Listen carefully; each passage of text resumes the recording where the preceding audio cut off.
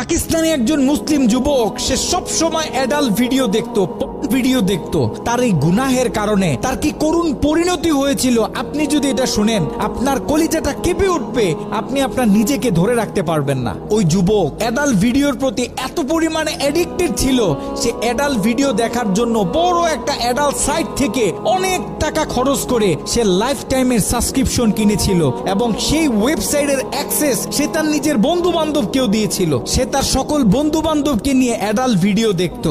ঘটনাক্রমে একদিন যুবক ভয়ঙ্কর গাড়ি অ্যাক্সিডেন্ট করে মৃত্যুবরণ করলো। তার লাশটা যখন বাড়িতে নিয়ে আসা হলো, এলাকার মানুষ তার লাশ দেখতেছে, অনেকে বলতেছে এই ছেলে তো নামাজ পড়তো, এই ছেলে তো রোজা রাখতো, এই ছেলেটা ভালো ছিল, কিন্তু তার ভিতরে এত ভয়ঙ্কর একটা গুনাহ যে ছিল এটা তার বন্ধু বান্ধব ছাড়া অন্য কেউ জানতো না।